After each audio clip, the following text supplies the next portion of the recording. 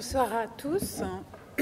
Ceci est une soirée particulière, émouvante pour Alain Badiou et moi, puisque nous reprenons ce soir l'émission Contre-courant, un programme que nous avions originellement proposé à Mediapart en 2013 et qui était devenu entre-temps un rendez-vous attendu, tourné en public au théâtre de la Commune, comme ce soir. Nous le reprenons en live sur la page Facebook de nos amis de la Commune et sur tous les réseaux ce soir, YouTube et Facebook, du nouveau média que j'ai fondé en juin dernier, QG. Pour cette reprise, nous avons la joie de recevoir ce soir Thomas Piketty. Bonsoir Thomas. Bonsoir.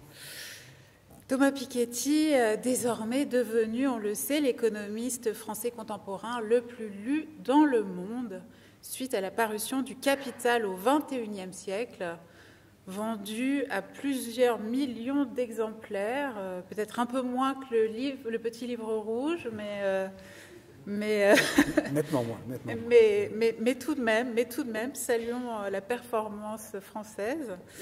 Donc, Thomas Piketty, vous avez publié cet automne un autre livre, Capital et idéologie, toujours aux éditions du Seuil, le fruit d'un travail analytique colossal qui entend dévoiler les ressorts de la séquence néolibérale déchaînée que le monde connaît depuis les années 80 et qui entend surtout y apporter des réponses concrètes. Un livre que beaucoup de lecteurs ont estimé politiquement plus radical que le précédent et qui vous vaut quasiment dans le monde anglo-saxon aujourd'hui d'être vu comme un bolchevique. Vous vous exprimerez à ce sujet.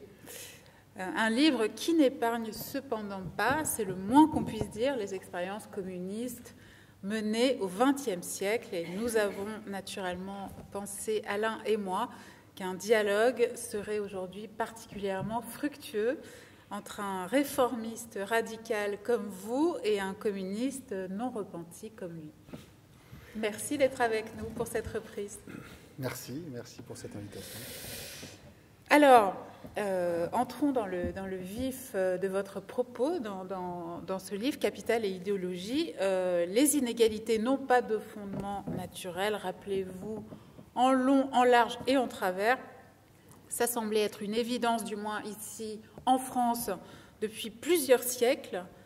Mais désormais, même dans le discours public chez nous, c'est moins clair. On a vu arriver à l'Élysée en 2017 un président parlant de ceux qui ne sont rien, parlant des premiers de cordée et des derniers de cordée. Il semblerait que toute une caste, aujourd'hui en France notamment, soit en train de perdre le sens de l'égalité. Comment en est-on arrivé à une situation où une telle démonstration doit être à nouveau menée ?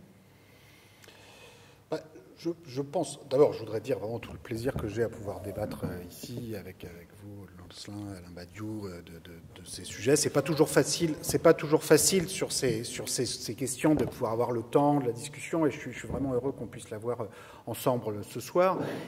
Le tournant des années 80-90, il s'explique à la fois, et qui nous conduit finalement aujourd'hui à ce discours, par exemple en France sur les premiers de cordée, qui est un peu une forme exacerbée et en même temps complètement décalée, compte tenu du fait que les pays anglo-saxons sont eux-mêmes passés à une autre phase dans une large mesure de leur histoire. Donc c'est vrai qu'on a en France un président qui arrive quand même dans la conjoncture particulière française avec un certain décalage temporel, ce qui rend la phase française particulièrement étonnante par plein des aspects. Mais au-delà des spécificités du cas français ou des autres cas qu'on peut évoquer, le tournant des années 80-90, je pense qu'il vient à la fois d'un épuisement du projet social-démocrate de régulation compromis avec le capitalisme de l'après-guerre et qui n'arrive pas, enfin qui n'essaye pas vraiment, à dire vrai, à partir des années 80-90, d'étendre son projet à des formes notamment transnationale de régulation de la propriété, de régulation de la fiscalité, et même se retrouve très souvent à nourrir, dans les années 80-90, des projets de libre circulation absolue des capitaux, sans aucune régulation collective, qui reviennent d'une certaine façon à sacraliser un processus par lequel vous pouvez commencer par vous enrichir sur la base des infrastructures d'un pays, du système éducatif d'un pays, et ensuite il suffit d'appuyer sur un bouton pour transférer tout ça ailleurs, avec un droit absolu à de ne pas être connu et à de ne plus savoir qui possède quoi où, avec comme conséquence, 30 ans plus tard, qu'on a un processus de concurrence fiscale, sociale, qui se fait au bénéfice des personnes qui ont les moyens comme ça de transférer leur propriété. Donc c'est finalement un système légal extrêmement sophistiqué qui à la façon des systèmes censitaires au XIXe siècle, mais là avec une espèce de ruse et liée à un système légal international, aboutit à une impossibilité d'une souveraineté démocratique sur la mise à contribution des personnes en question. Et après, on s'étonne 30 ans plus tard que les classes moyennes, les classes populaires refusent de payer à la place de toutes ces personnes qui échappent à la contribution commune. Et tout ça aboutit à une brisure d'une forme de contrat social social-démocrate qui s'était bâti dans l'après-guerre, qui avait beaucoup de limites dès le début. Il ne s'agit pas de magnifier ce qu'a réussi la social-démocratie dans la période 1950-1980, mais là, à partir des années 80-90, c'est ces fondements mêmes qui se mettent à vaciller. Donc ça, c'est la premier élément de crise. Le deuxième élément de crise, et je suis sûr qu'on aura l'occasion d'y revenir, c'est évidemment la chute du communisme soviétique, le basculement du communisme maoïste, disons, vers le communisme ou le post-communisme capitaliste chinois. Et dans les deux cas, on observe à une espèce de basculement idéologique extrêmement radical en direction du marché, la sacralisation de la propriété privée. Et tout ça aboutit aussi contribue à une phase de désillusion face à toute possibilité d'un dépassement du capitalisme dont on n'est pas encore complètement sorti, qui depuis la crise financière de 2008 commence à bouger, on le voit dans beaucoup de pays, mais ce mouvement de long terme, débuté dans les années 80-90, n'est pas encore, on n'en est pas encore complètement sorti. Donc il y a ces deux tournants qui sont de nature politique, idéologique, et effectivement, ceux qui vont chercher des causes économiques, naturelles, la mondialisation, les nouvelles technologies, etc., je pense, sont complètement à côté de ce qui se change à ce moment-là. Mais face à la nouveauté quand même de ces enjeux, l'économie, le capitalisme digital, le transfert de la valeur très rapide, le post-communisme, le post-colonialisme aussi, qui crée des conditions de diversité dans les sociétés occidentales qui n'existaient pas auparavant. Le mélange de tout ça crée une nouveauté qui fait que finalement ce discours de sacralisation du marché, de naturalisation des inégalités, apparaît comme une façon commode pour mettre du sens dans une situation qui n'en a pas ou peu et qu'on ne sait plus comment appréhender. Alors Alain Badiou, votre vision de cette généalogie de la perte de l'égalité en France, est-ce qu'elle est la même ? Oui, à certains égards, l'analyse s'impose. Elle n'est pas ce qui va... les termes analytiques de ces analyses, si je puis dire, ne sont pas ce qui va nous séparer. Je voudrais simplement faire une remarque. J'ai toujours trouvé l'expression néolibéralisme un tout petit peu aventureuse, parce que le libéralisme, c'est quand même l'idéologie intrinsèque du capitalisme moderne depuis le XIXe siècle. Et en réalité, les séquences auxquelles vous vous référez, c'est-à-dire de régulation minimale du marché, d'un certain idéal d'égalité, etc., on peut les considérer comme des séquences brèves et exceptionnelles. Et en outre, point sur lequel, à mon avis, vous n'insistez pas assez, elles sont la conséquence directe de traumatismes collectifs extraordinairement violents. Vous dites l'après-guerre, mais l'après-guerre, ça signifie la guerre, et une guerre largement génocidaire, enfin une catastrophe véritable. La Première Guerre mondiale était aussi déjà une guerre où on faisait l'apprentissage de millions de morts. Donc j'ai plutôt le sentiment que, plutôt que parler d'une singularité néolibérale, on a plutôt à se pencher sur le caractère somme toute relatif et exceptionnel de ce qui n'a pas été libéral pendant quelques séquences de la vie des puissances occidentales, est toujours en liaison avec de véritables cataclysmes. Il ne faut pas oublier que même aux États-Unis, le réformisme de Roosevelt, qui était assez audacieux, vous le soulignez, en particulier sur les mesures fiscales qui ont été prises à cette époque, était quand même la conséquence directe du véritable drame collectif qu'a été la crise de 29. Davantage que les guerres, d'ailleurs. Davantage peut-être que les guerres, en effet. Voilà, donc du point de vue de l'analyse de la question posée, et partir évidemment du problème de la croissance exponentielle des inégalités, me convient parfaitement, mais je pense que le paysage historique général devrait plutôt se présenter comme, au fond, un retour du capitalisme à sa sauvagerie naturelle, plutôt que quelque chose qui serait comme une exception difficile à interpréter. Voilà.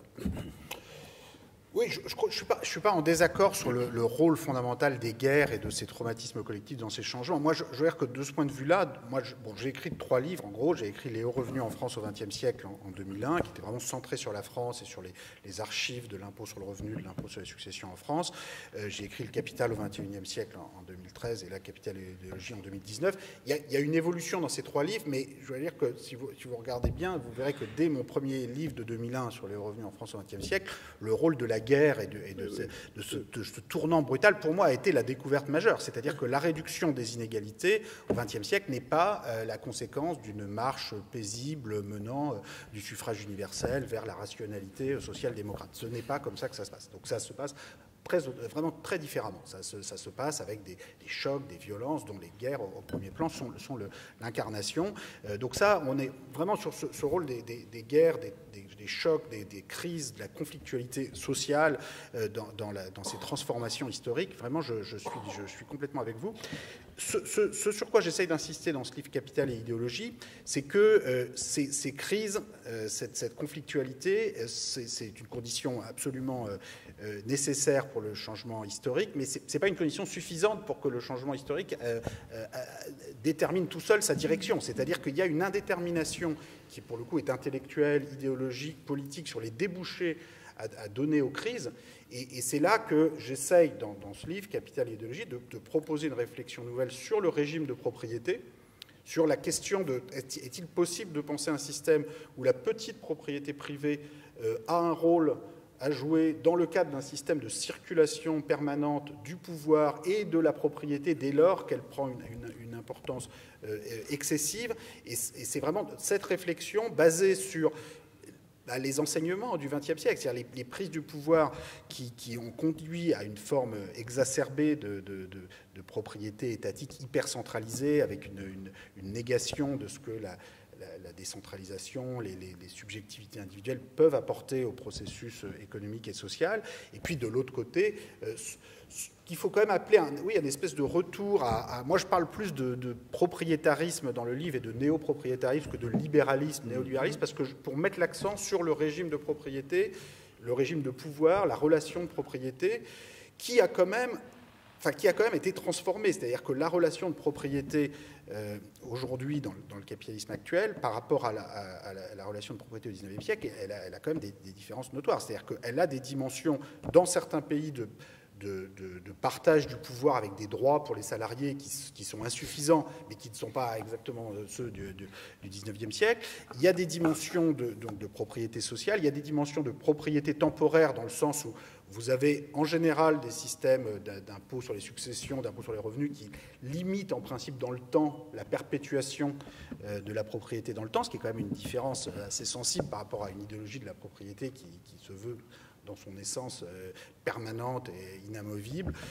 Et je pense que c'est là qu'il faut pousser. C'est-à-dire qu'on peut aller beaucoup plus loin dans ces idées de propriété sociale et temporaire, sans nier le rôle de la conflictualité, de la violence dans les changements passés et probablement dans les changements à venir.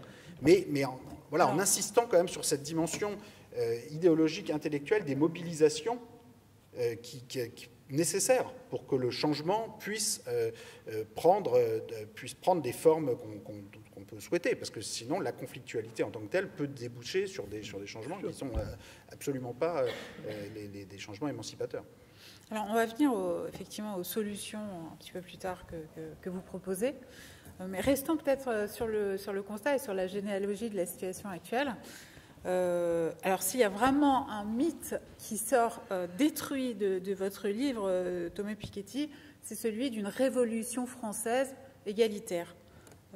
Vous soulignez à quel point celle-ci, contrairement à tout un imaginaire français que nous portons tous, c'est finalement traduite par un creusement des inégalités tout au long du XIXe et ce jusqu'à la veille de la Première Guerre mondiale. 1% des Français les plus riches concentrant à eux seuls près de 70% de la propriété privée française à la veille de la Première Guerre mondiale. On apprend aussi dans ce livre que la France est le dernier pays d'Europe occidentale à mettre en place un impôt sur le revenu. Je crois que pour plein de gens dans notre pays, c'est une surprise.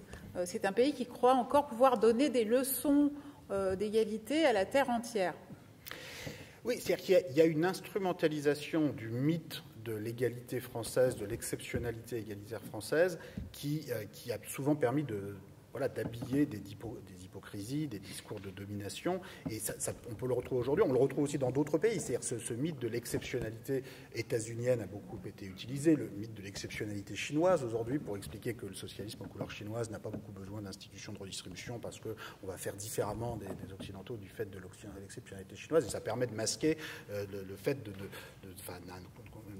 un degré de corruption et de concentration du pouvoir et de la propriété dans des cercles très proches du pouvoir. Donc on voit dans beaucoup de pays, et alors en France, cette instrumentalisation du passé, en l'occurrence du passé révolutionnaire, qui est quelque chose de très marquant, moi qui m'a beaucoup marqué. Donc c'est vrai qu'en France, c'est la loi du 15 juillet 1914 qui crée l'impôt progressif sur le revenu, et cet impôt progressif sur le revenu, il est créé non pas pour financer des écoles ou des services sociaux, mais pour financer la guerre contre l'Allemagne. Et c'est la seule chose qui débloque la situation au Sénat. Et jusqu'en 1914, jusqu'à l'été 14, une bonne partie des élites politiques de la Troisième République expliquent au pays que l'impôt progressif sur le revenu, c'est quelque chose qui peut être utile pour le Royaume-Uni aristocratique ou pour la Prusse autoritaire, mais la France, devenue égalitaire grâce à la Révolution française, devenu pays de petites propriétés, morcelé jusqu'à l'infini, trop sans doute, n'a absolument pas besoin de cet impôt spoliateur. Sauf que ce qu'indiquent les archives successorales de la France d'avant 14, c'est qu'on a en vérité une concentration de la propriété qui est tout aussi extrême que dans les sociétés européennes de l'époque. Et donc ça, là on voit, il y a une instrumentalisation de la Révolution française qui en vérité durcit le droit de propriété bien davantage qu'elle ouvre la propriété et qu'elle fait circuler la propriété. C'est-à-dire qu'il y a, au moment de la Révolution française, dans cet échec de la Révolution française, il y a, disons, une promesse d'égalité qui, en pratique, se concentre sur l'égalité juridique, un peu formelle, face au droit de la propriété, ce qui n'est déjà pas rien par rapport à des inégalités statutaires liées à l'appartenance à la noblesse ou liées à l'appartenance à telle ou telle profession, mais qui en fait sert de paravent pour un durcissement du droit absolu des propriétaires en place à imposer leur pouvoir face au travail, face à la société dans son ensemble, face à l'accumulation de propriétés coloniales, face à la question de l'esclavage. Je raconte en détail dans le livre comment les abolitions de l'esclavage ont conduit systématiquement à une compensation intégrale des propriétaires d'esclaves et non pas des esclaves. Le cas d'Haïti étant évidemment le cas le plus frappant, puisque la monarchie française impose à Haïti, pour le prix de sa liberté, une dette publique considérable pour compenser les propriétaires d'esclaves français, une dette publique équivalente à 3 années de la production d'Haïti en 1825, on dirait aujourd'hui 300% du PIB, impossible évidemment à rembourser à brève échéance pour l'île. Les banquiers français vont se proposer, comme il se doit, de refinancer tout ça moyennant taux d'intérêt, et Haïti va traîner cette dette jusqu'aux années 1950, pendant quasiment un siècle et demi. Donc là, on a une forme de sacralisation du droit du propriétaire privé face à tous les autres droits, celui du travailleur, de l'esclave émancipé, de la société dans son ensemble, qui est aussi à sa façon le fruit de la Révolution française, dans le sens où on se met à croire, enfin certains groupes dominants en tout cas, essayent d'accréditer l'idée que l'égalité formelle face au droit de la propriété mène tout droit à l'égalité tout court, et donc on peut durcir, sacraliser ce droit, et que c'est sa remise en cause qui, au contraire, risquerait de mener au chaos généralisé qui finirait par se retourner vers les plus pauvres. Donc, ne remettons rien en cause, avec comme résultat des appropriations esclavagistes puis coloniales qui prennent des proportions invraisemblables, qui va d'ailleurs contribuer fortement à mener le système à sa perte. C'est-à-dire que la concurrence que se livrent les propriétaires français, britanniques, pour accumuler de la propriété dans le reste du monde, avec les propriétaires allemands qui sont un peu en retard et qui en sont fort embêtés, tout ça va évidemment contribuer au choc violent entre puissances propriétaristes européennes qui va conduire finalement à l'effondrement du système. Alors il y a d'autres facteurs qui conduisent à tout ça, mais bon, moi je suis sur l'effondrement du système. J'ai une thèse qui est dans le fond assez léniniste, c'est-à-dire que l'impérialisme, stade suprême du capitalisme, que Lénine d'ailleurs décrivait en utilisant des données sur les investissements internationaux que je reprends en systématisant, mais j'ai rien inventé de ce point de vue-là. D'ailleurs, j'ai rien inventé en général. J'essaye de mettre ensemble des matériaux historiques qui étaient là, plus ou moins, mais j'essaye de les mettre ensemble de façon cohérente. Et on a l'ampleur de ces accumulations de propriétés à l'étranger, dans les empires coloniaux et dans le reste du monde, de la part des propriétaires français et britanniques jusqu'en 1914, est quelque chose d'une ampleur inouïe, qui n'a jamais été retrouvé depuis. C'est-à-dire que même les accumulations actuelles réalisées par les propriétaires allemands, chinois, japonais, ou l'État parfois chinois, ou les fonds souverains de pays pétroliers, actuellement sont très loin d'avoir cette ampleur, même si c'est un processus qui commence à prendre une certaine ampleur et qui peut conduire à des contradictions, mais vives. Mais on n'en est pas encore à l'ampleur des contradictions qu'on observe avant 1914. Et donc, oui, j'essaye de faire l'histoire de ce régime propriétariste qui naît après la Révolution française, avec ses contradictions, et aussi en racontant les débats qui se jouent au moment de la Révolution française. Je m'inspire beaucoup d'un livre que j'ai vraiment beaucoup apprécié, qui est ce livre d'un historien du droit américain, Ralph Blofarb, qui s'intitule « La grande démarcation, l'invention de la propriété moderne pendant la Révolution française », qui je trouve est vraiment un livre très, très intéressant. Et de façon générale, d'ailleurs, dans mon livre « Capital idéologie », je prends beaucoup de plaisir à raconter des livres que j'ai lus, ce qui était beaucoup moins le cas dans le Capital au XXIe siècle, qui était un peu monomaniaque dans ma façon de suivre mon matériel archivistique et statistique et économique, ce qui rendait le livre un peu pénible par moment. Enfin, je ne sais pas si celui-ci l'est, mais disons, je pense que celui-là est plus ouvert. J'ai l'impression de faire un peu des progrès. Après, ça reste, j'essaierai de faire mieux la prochaine fois. Mais en tout cas, ce livre de Blofarb raconte très bien la façon dont il y a quand même, au moment de la Révolution française, une certaine indétermination sur ces questions. C'est-à-dire qu'il y a des débats qui se jouent sur l'idée de propriété, dont les réponses ne sont pas connues d'avance. Et c'est des rapports de force, des luttes spécifiques, et il y a des moments d'hésitation, évidemment, entre 1792 et 1794, qui auraient pu évoluer aussi différemment. Moi, j'essaye de montrer que voilà, la trajectoire qui s'est déroulée n'est jamais la seule trajectoire possible. Et il y a des débats sur que fait-on des corvées. Par exemple, ces corvées que devaient des paysans, parfois 1 jour par semaine, parfois 2 jours, 3 jours par semaine, à travailler gratuitement sur les terres du seigneur, qui avaient des origines clairement liées au servage. Il y a quand même une thèse, et c'est au moment de la Convention, beaucoup défendent l'idée qu'il faut supprimer purement et simplement ces corvées et rendre le paysan propriétaire de la terre. Et puis finalement, c'est vrai que le discours propriétariste reprend rapidement son droit, et consistant à dire, bon, finalement, des corvées, c'est un peu comme un loyer, quoi. Et c'est finalement 1 jour ou 2 jours ou 3 jours par semaine de travail gratuit, finalement, c'est comme un loyer égal à 1/7, 2/7, 3/7 du produit agricole de la semaine. Et finalement, on retranscrit dans le langage de la propriété privée des rapports de domination qui avaient évidemment des origines très violentes, mais que finalement, la trajectoire suivie, les rapports de force font que c'est cette trajectoire qui l'emporte. Mais j'essaye, là aussi, au moment de ces événements, de montrer qu'il y a... Voilà, plusieurs discours étaient là. Il y avait des contradictions qui auraient pu... On peut imaginer des trajectoires événementielles qui tournent différemment. Alors sur la vision de la Révolution française comme une révolution bourgeoise, je pense que vous ne serez pas très éloigné de Thomas Piketty, Alain Badiou. Non. J'ai souvenir d'un contre-courant mémorable avec Jean-Claude Milner sur la Révolution française. C'était un peu différent. Donc, je voudrais justement donner mon sentiment sur le livre dans son ensemble. En vérité, je suis très exactement dans un rapport partagé à votre livre, parce que je salue d'abord son immense effort que j'appellerais analytique, c'est-à-dire l'effort d'analyser la situation, son histoire, sa généalogie, ses données effectives. C'est un livre extraordinairement savant au bon sens du terme. Il faut quand même saluer cette chose-là. C'est-à-dire on apprend une masse de choses, et non seulement dans l'analyse des structures en quelque sorte statiques, mais la généalogie, comme par exemple comment les sociétés structurellement inégalitaires, dans leur longue histoire, sont telles que quelque chose de leur existence est encore perceptible dans le contemporain le plus radical. Donc, il y a tout un versant comme ça, savant, analytique, détaillé, qui a pour axe principal la question des inégalités, et d'autres questions, on y reviendra d'ailleurs, en particulier tout ce que vous dites sur l'importance contemporaine de la question éducative me paraît tout à fait important et remarquable.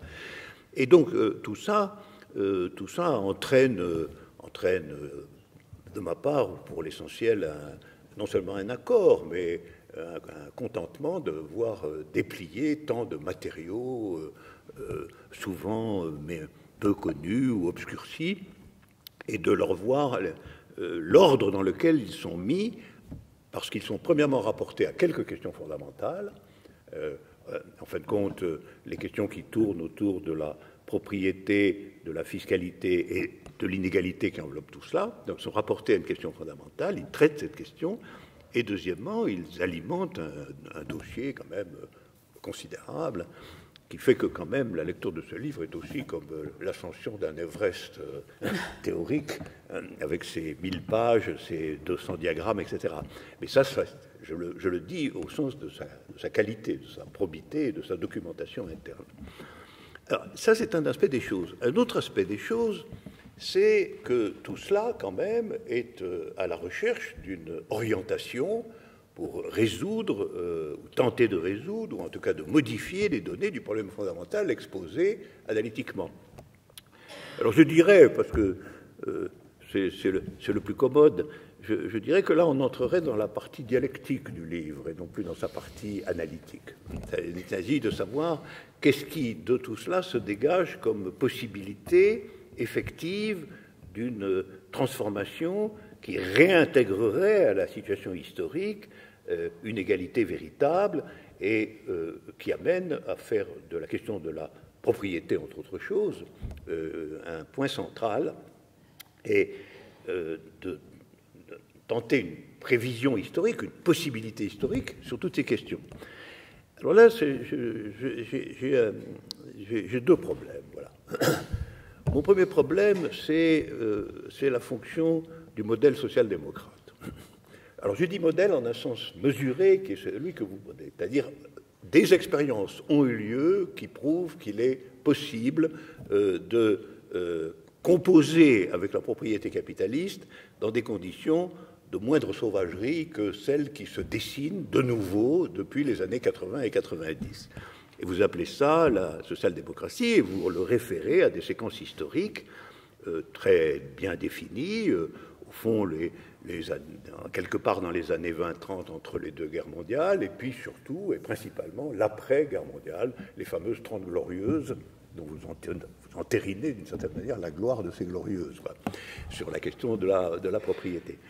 Alors là, et à partir de là, à partir de ces expériences, vous reprenez leur flambeau en proposant, au fond, ce que vous appelez un socialisme participatif, ou finalement une version démocratisée de la gestion capitaliste de la propriété.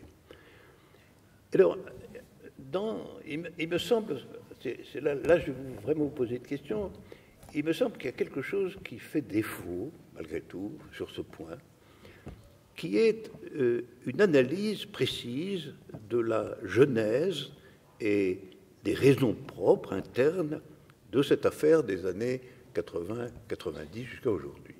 C'est-à-dire, finalement, ce néolibéralisme, qui, à mon avis, est simplement la réapparition, sans adversaire notable, de la sauvagerie du capitalisme dans son essence nue, qu'est-ce qui l'a rendu possible, voire nécessaire? Qu'est-ce qui s'est passé véritablement dans ces années 80?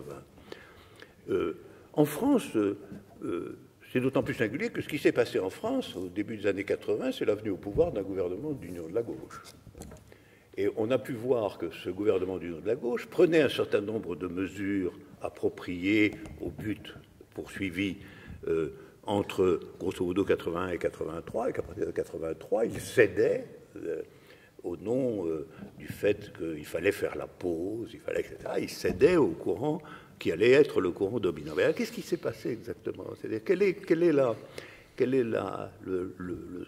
l'arrière-plan historico-politique? Et de ce point de vue-là, on ne peut pas dire qu'au regard de ça, la social-démocratie ait manifesté une efficience quelconque, malgré tout. Elle a, en un certain sens, porté une imposture. Il faut dire les choses comme elles sont. Elle a en partie proposé avec le programme commun quelque chose qui allait dans ce sens, et elle y a renoncé avec une grande brutalité quelques années plus tard, et elle a participé à la gestion et à la genèse de de façon tout à fait explicite, dont nous parlons. Par conséquent, cette force politique, qui quand même est décrite en partie comme celle qui a fait des tentatives pour le meilleur,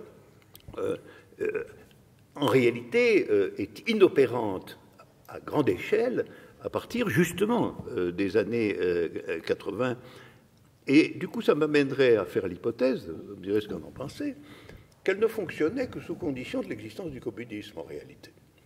C'est-à-dire, elle était la variable d'ajustement du système dominant au regard de ce qu'il considérait, lui, comme sa menace principale, qui était, qu'on le veuille ou non, la puissance éventuelle du communisme à échelle mondiale et à échelle française, tout spécialement. Donc, il faudrait quand même entrer dialectiquement dans les fonctions, non pas seulement négatives au vu, évidemment, de l'effondrement général du système, mais dans les fonctions positives qu'a joué l'épouvantail communiste dans toute la période, et qui a permis largement la nécessité d'une social-démocratie de gauche. Parce qu'une social-démocratie de droite, au regard de la menace communiste, n'était pas intéressante pour les régimes dominants. Et je pense que c'est quand même dans l'ombre de l'existence du communisme que la social-démocratie a pu être effective aujourd'hui.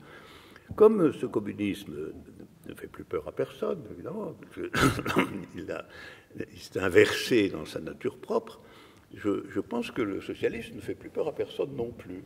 Voilà.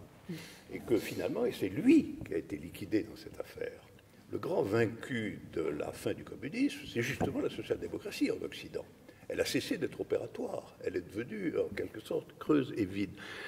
Et alors du coup, je formule ma question.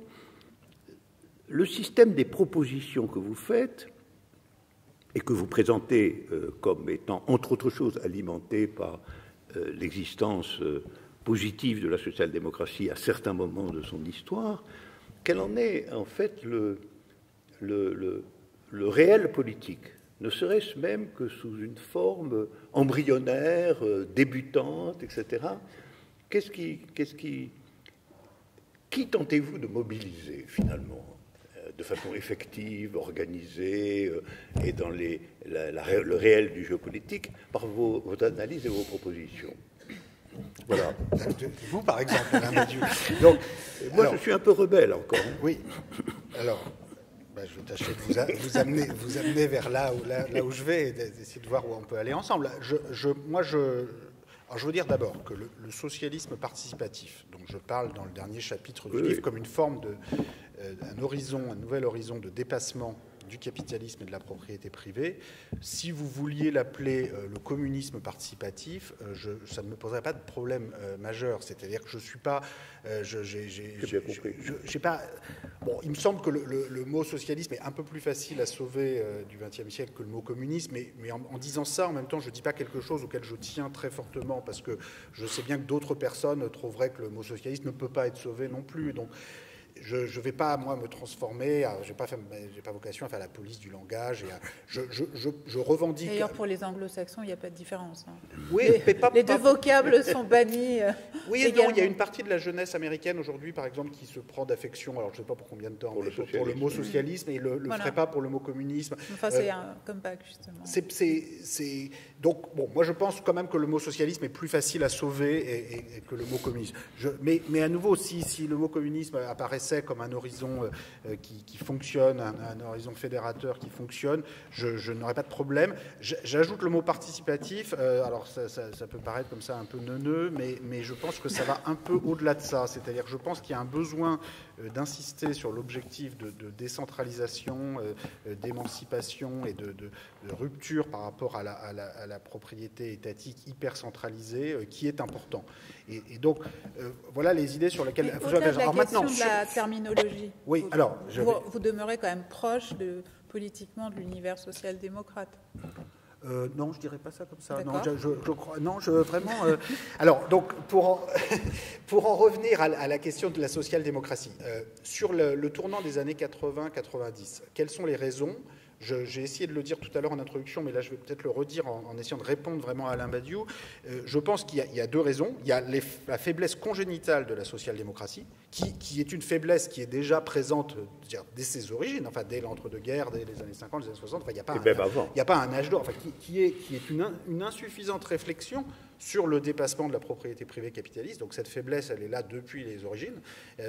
Donc il y a cette faiblesse congénitale qui se manifeste dans les années 80-90 particulièrement fortement pour un certain nombre de raisons, dont l'effondrement du communisme est évidemment du communisme soviétique, mais aussi du communisme maoïste. Vous parlez de faiblesse par rapport aux forces de l'argent ? De faiblesse, quelle faiblesse parlez-vous ? De faiblesse d'abord intellectuelle dans le projet même de dépassement du capitalisme. C'est-à-dire que le projet social-démocrate est un projet... Alors d'abord, il y a plusieurs versions du projet social-démocrate, mais si on prend le cas des socialistes français ou des travaillistes britanniques, ils ont vaguement un projet de nationalisation, mais qui est un projet fondamentalement flou, c'est-à-dire qu'ils ne savent pas jusqu'où ils veulent aller dans les nationalisations, ils le font un peu pour copier, pour singer les communistes, mais ils ne veulent pas le faire trop parce qu'ils veulent quand même rester dans le camp capitaliste. Et puis quand finalement tout ça dans les années 80 ne fonctionne pas très bien et que l'Union soviétique s'effondre au bout, ils se retrouvent dans les années 90 avec plus aucun projet sur la question de la propriété, c'est-à-dire que les nationalisations n'existent plus, ils n'ont jamais beaucoup aimé la cogestion à la germanique nordique qu'ils n'ont jamais mis en place parce qu'ils préfèrent nommer des représentants de l'État au conseil d'administration d'entreprises publiques plutôt que de voir des salariés se saisir de ces questions. Donc ça, ils zappent complètement cette question, ils ne font rien. Et même, ils se mettent au niveau européen à rentrer dans un régime de libre circulation des capitaux que j'évoquais tout à l'heure, sans aucune possibilité de régulation publique. Et là on devient... Là, il n'y a vraiment plus aucun projet de dépassement de la propriété capitaliste, et même il y a au contraire un projet finalement de défense finalement organisée du droit de propriété privée qui prend des proportions de plus en plus fortes au cours des dernières décennies. Mais cette faiblesse, elle est là depuis le début, parce que je pense qu'il n'y a pas un véritable projet de penser une autre forme de propriété. Alors, quelle est cette autre forme de propriété dont j'essaye de parler et que j'évoque en parlant de socialisme participatif ? L'idée, c'est vraiment de voir dans quelle mesure on peut penser une forme de dépassement du capitalisme, une forme de socialisme, de communisme participatif, qui repose sur la petite propriété privée, qui essaie de la penser comme faisant partie d'un idéal émancipateur, à condition qu'on ait une circulation permanente du pouvoir, y compris le petit propriétaire d'une petite entreprise et les salariés et les participants à l'entreprise, et à condition de rendre cette propriété donc sociale dans sa répartition sociale du pouvoir entre les salariés et le petit créateur d'entreprise, et qui rende aussi la propriété temporaire dans le sens où on fait circuler la propriété dès lors qu'elle prend des dimensions trop importantes. Donc très concrètement, je prends deux éléments sur ce que j'appelle la propriété sociale, la propriété temporaire. L'idée de modèle de propriété sociale que je défends, c'est un modèle où, d'une part, vous avez de toute façon la moitié des droits de vote dans les conseils d'administration des entreprises pour les représentants des salariés, les représentants élus des salariés, et d'autre part, vous plafonnez à l'intérieur de l'autre moitié des droits de vote, les droits de vote que pourrait avoir un actionnaire individuel. Alors, c'est des choses qui ne peuvent fonctionner que dans l'expérimentation politique et sociale. Il n'y a pas une formule idéale. J'évoque dans le livre l'idée que, par exemple, dès lors que l'entreprise augmente en taille, un actionnaire individuel, je dis au-delà de 100 salariés, ne peut pas avoir plus de 10% des droits de vote. Ça pourrait être au-delà de 50 salariés, ça pourrait être au-delà de 20 salariés, on peut en discuter autant qu'on veut. Sur une entreprise qui aurait un salarié unique, je défends l'idée que, et sur un petit capital, une petite entreprise, je défends l'idée que la personne qui a apporté 20 000 euros ou 50 000 euros pour ouvrir une épicerie ou un restaurant ou une entreprise de petite taille a un peu plus de droits de vote que son salarié unique, puisqu'il a 50% des droits de vote liés au capital, et puis la moitié des 50% des droits de vote liés aux salariés, s'il est lui-même salarié dans l'entreprise. Mais dès lors que vous avez 5 salariés ou 10 salariés dans l'entreprise, vous pouvez regarder dans le détail ce que je propose, en fait, le pouvoir de la personne qui a adopté ne serait-ce que 50 000 euros est très rapidement dilué et impose une obligation de délibération, un exercice de démocratie économique qui est quand même...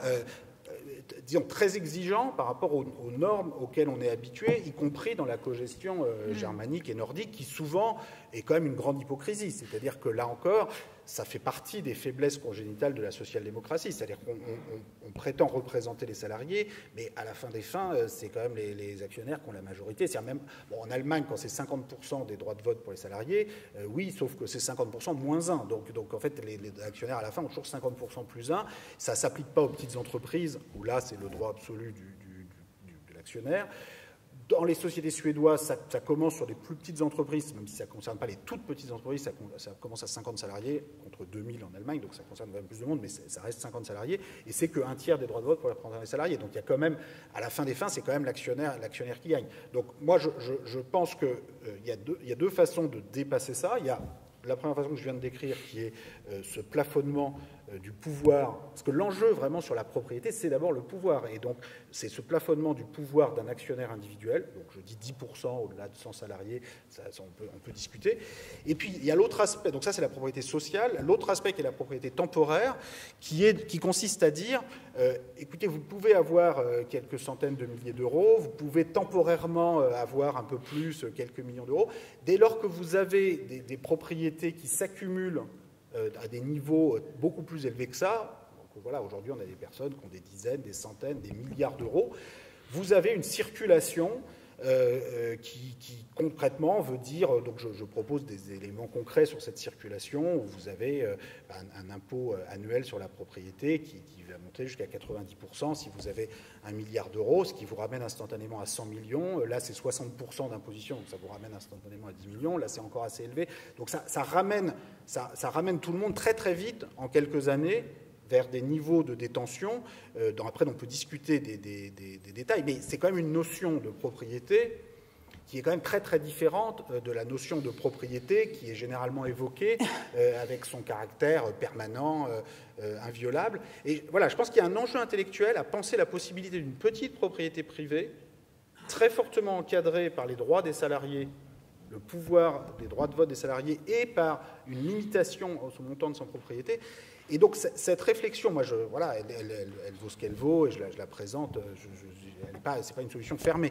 Par rapport au projet social-démocrate de l'entre-guerre ou de l'après-guerre, c'est quelque chose d'assez différent, me semble-t-il. Bon, par rapport au communisme soviétique, c'est quelque chose d'assez différent aussi. Je crois, Thomas Piketty, qu'on peut en effet vous accorder, c'est même le moins qu'on puisse dire, que vous proposez une véritable révolution du capitalisme actionnarial.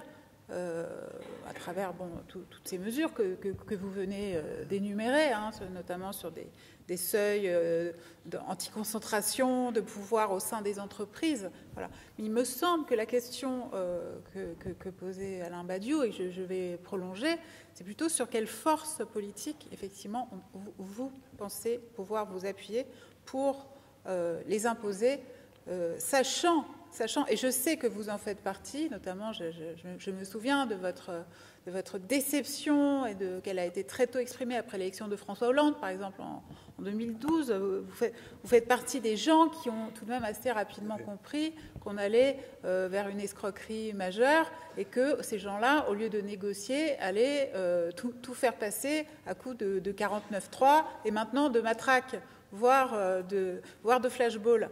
Donc, ces transformations radicales, ça c'est incontestable que vous proposez.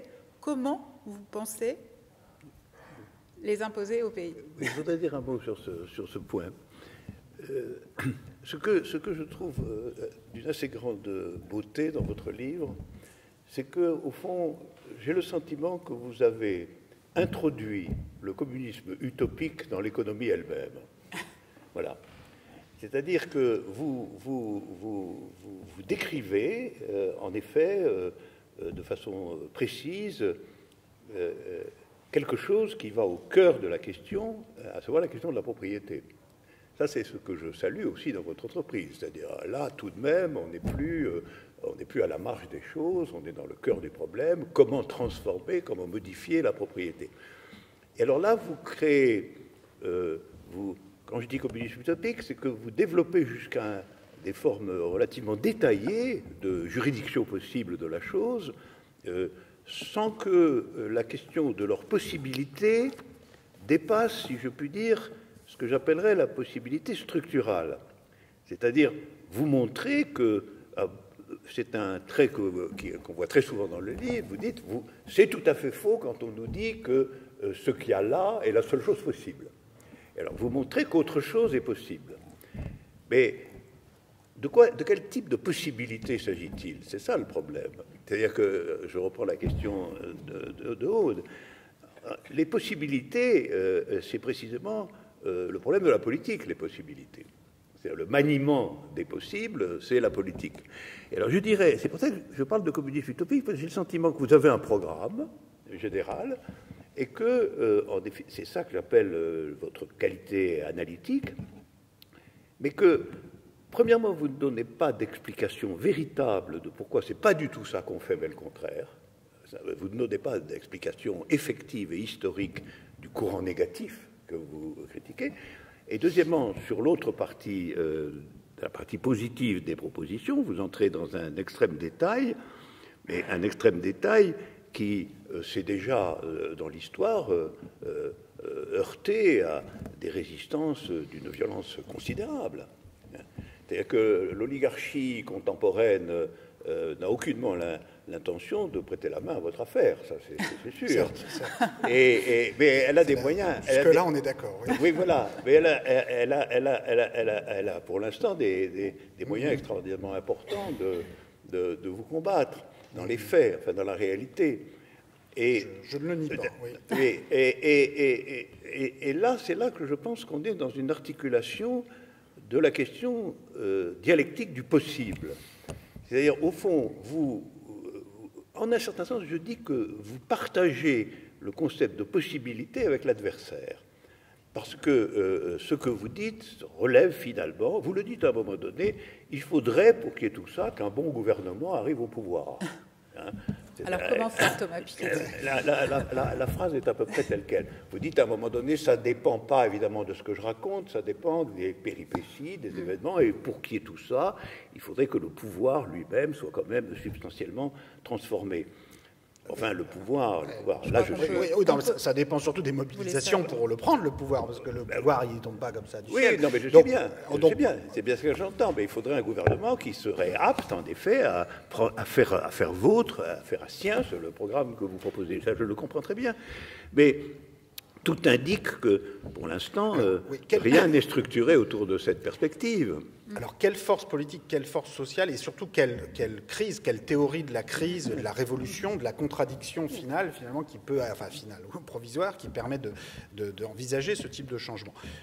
Je vais essayer d'y répondre, mais d'abord, je voudrais dire que, très clairement à Aude Lancelin, que cette question des forces politiques et de la théorie de la crise, de la révolution, c'est évidemment très important, mais je pense que c'est aussi important, parfois, de prendre le temps de réfléchir à où on voudrait aller. Et de quel socialisme, quel communisme, quel dépassement de la propriété privée. Parce que uniquement de repousser la réflexion sur cette question à l'après-révolution ou à l'après-crise ou à l'après-effondrement, c'est quand même une démarche qui a causé d'immenses dégâts au XXe siècle. Et je veux dire, il faut quand même insister là-dessus. C'est-à-dire que dans le déroulé des événements qui se produit après la révolution bolchevique. Il y a beaucoup d'éléments, évidemment, qui se jouent, mais l'absence d'une théorie de la propriété, pour le coup, autre que la propriété étatique hyper centralisée, est quand même un gros problème. C'est-à-dire que pourquoi les expériences mixtes, parfois de sociétés coopératives ou de propriétés, de petites propriétés privées qui se développent dans les années 20, pourquoi on aboutit finalement à la régression stalinienne à partir de la fin des années 20, des années 30, ou même des propriétaires de petites carrioles pour transporter à manger dans les rues de Moscou se retrouvent criminalisés et se retrouvent, je le raconte dans le livre, à déposer leur demande de réhabilitation pour retrouver leur ticket de rationnement alors qu'ils ne possèdent qu'un cheval, qu'une carriole, et qu'ils disent leur incompréhension au régime soviétique alors qu'eux-mêmes se considèrent comme des petits, des gens qui n'ont rien et qui ne comprennent pas pourquoi ils se retrouvent maltraités par un régime dont ils implorent le pardon. Comment on en est arrivé là? On en est arrivé là en partie parce qu'on n'avait pas suffisamment réfléchi à comment articuler une petite propriété privée légitime avec un contrôle public sur les grands moyens de production, avec une circulation du pouvoir, avec un vrai pouvoir donné aux salariés et éviter l'hyperconcentration du pouvoir étatique. Donc voilà, réfléchir à tout ça, ça ne me semble pas du luxe. Et donc voilà, bon, maintenant, cela étant posé, quel est le déroulé politique, historique qui peut conduire à ce type de bouleversement? Moi, j'essaye d'analyser dans différentes phases historiques les contradictions qui conduisent finalement à l'effondrement d'un certain régime inégalitaire. Je décrivais tout à l'heure la Première Guerre mondiale qui sonne un peu le début de l'effondrement du régime propriétariste du XIXe siècle, exprime de très nombreuses contradictions, mais notamment cette contradiction liée à l'accumulation internationale. C'est-à-dire qu'on a des niveaux d'accumulation internationale par les deux principales puissances coloniales, la France, le Royaume-Uni, qui sont considérables, qui génèrent des tensions qui vont mener finalement aux indépendances, aux décolonisations, qui vont mener aussi au conflit entre les puissances propriétaristes européennes avec l'Allemagne, qui est devenue la principale puissance démographique et industrielle du continent à la fin du XIXe siècle, au début du XXe siècle, mais qui n'est pas une puissance propriétariste au niveau international de même ampleur. Donc voilà, tout ça, cette contradiction qui va déboucher finalement sur un effondrement de ce système, dont la révolution bolchevique est un des aspects, mais qui va permettre une possibilité de dépassement d'un système qui est arrivé finalement au bout de ces contradictions. Si on regarde la situation aujourd'hui, en 2019, on est face à un grand nombre de contradictions, mais qui sont d'une nature un peu différente. C'est-à-dire qu'il y a des points communs, mais on n'est pas dans une situation où les puissances propriétaristes européennes s'apprêtent à s'envahir les unes les autres, a priori. On n'est pas dans ce type de configuration pour toutes sortes de raisons. Le traumatisme d'abord de cette période militariste qui a conduit les puissances européennes à sortir un peu de l'aspect militaire du jeu de leur activité, pas complètement, loin de là, mais on n'est plus du tout sur le même type de militarisation du projet politique de ces États européens. Il y a l'État états-unien, l'État chinois, qui peuvent aboutir à un moment ou à un autre à des confrontations de diverses natures, mais qui sont pas exactement de la même nature que ces niveaux d'appropriation dans le reste du monde qu'accumulaient les puissances européennes. On a néanmoins d'autres types de contradictions. Alors, certains misent sur la contradiction environnementale pour déboucher sur le changement. Enfin, mise, je ne veux pas dire ça de façon négative, il ne s'agit pas d'instrumentalisation, mais du moins certains considèrent que la contradiction, finalement, une des contradictions ultimes va être le réchauffement climatique, l'épuisement des grandes sources d'énergie, des hydrocarbures, qui va conduire à un choc d'une ampleur inouïe sur la logique même d'accumulation. Je pense que ça risque de venir un peu tard, ceci. C'est-à-dire, je pense que les marques vraiment concrètes et suffisamment marquantes pour les sociétés, les groupes sociaux de ces contradictions viendront sans doute, mais viendront un peu tard.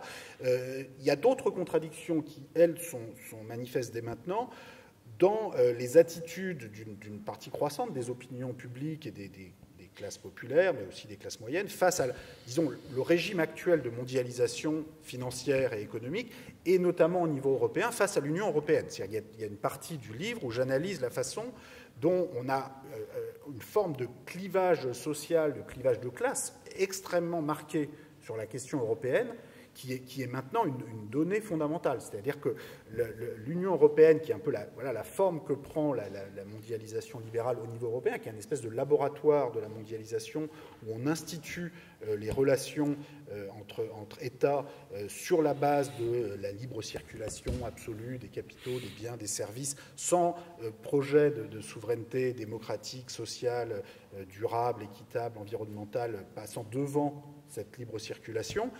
On a là quand même une contradiction très forte qu'on constate. Bon, par exemple, je montre que tous les référendums sur l'Europe, que ce soit celui de 92, celui de 2005 en France ou celui de 2016 au Royaume-Uni, parce qu'on a tendance en France, en Allemagne, comme ça, à se démarquer un peu du Royaume-Uni en disant voilà, ça c'est une affaire britannique avec leur tempérament propre face à l'Union européenne. Mais en vérité, ce qu'on observe, c'est le même clivage social extrêmement marqué, c'est-à-dire à la fois dans les référendums français de 92 et 2005 et dans le référendum britannique de 2016.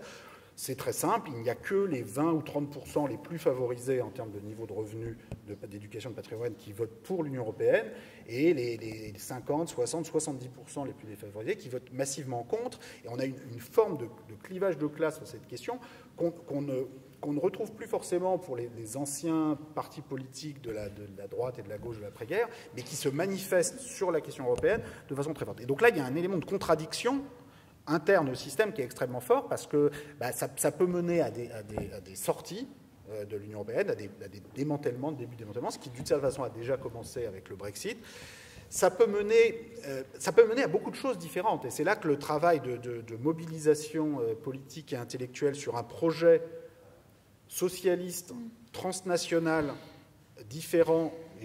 Alors, il y a le socialisme participatif, il y a ce que j'appelle le social-fédéralisme, une forme de dépassement transnational dans la régulation des relations économiques et financières entre États. Si on n'a pas une alternative de ce type-là qui se développe intellectuellement et politiquement, moi, j'essaye d'y prendre ma part modestement avec différentes initiatives de manifestes pour la démocratisation de l'Europe dont on peut parler et dont je ne cherche pas du tout à surestimer la portée. Mais je pense que si on n'a pas ce type de mobilisation intellectuelle autour d'un dépassement internationaliste de l'Union européenne actuelle et sociale, alors l'autre voie possible, c'est un système de concurrence généralisé, exacerbé entre États-nations, avec un durcissement nationaliste, identitaire, une appropriation de l'Union européenne par les forces xénophobes, anti-immigrés, qui a déjà commencé d'ailleurs dans une très large mesure. Et cette évolution, si vous me demandez laquelle est la plus probable actuellement, qu'est-ce que vous voulez, je vais sans doute vous dire que c'est malheureusement celle qui est la plus évidente à l'heure actuelle, pour laquelle les lignes de pente, les lignes de force sont les plus puissantes. Après, la question c'est que peut-on faire face à ça? Je pense qu'une des choses les moins bêtes qu'on puisse faire, c'est de penser les formes d'un dépassement socialiste, internationaliste de cette réalité. Et les organisations collectives, politiques, sociales, syndicales, susceptibles aujourd'hui de développer ce type de projet, sont extrêmement morcelées du fait de leurs haines anciennes, parce qu'elles ont gouverné ensemble, séparément, et ça les rend parfois incapables de comprendre tout ce qui les rapproche par rapport au bloc nationaliste et par rapport au bloc libéral. Et bon, voilà. Après, les choses, si on regarde l'évolution intellectuelle par exemple aux États-Unis, au Royaume-Uni, aujourd'hui, on est dans une situation intellectuelle qui est quand même très différente de celle du début des années 2000 ou même du milieu des années 2000. Donc, il y a des évolutions, des potentiels d'évolution qui nous mettent encore très très loin de ce que j'évoque ici, évidemment, mais qu'il faut essayer de saisir et de pousser autant que possible plus loin. Non, mais je vous pose la question des forces politiques en jeu, susceptibles de porter un jour ce projet au pouvoir, parce que vous n'êtes pas seulement un théoricien, Thomas Piketty, vous agissez aussi sur la scène publique, vous avez pris des engagements politiques parfois au moment de certaines échéances électorales. Je ne crois pas vous trahir en disant ça. Et c'est vrai que vous parliez vous-même, vous souleviez à l'instant la question de l'Union européenne. Par exemple, au printemps 2019, vous avez publié un manifeste pour démocratiser l'Union européenne. On était un petit peu en queue de comète des élections européennes.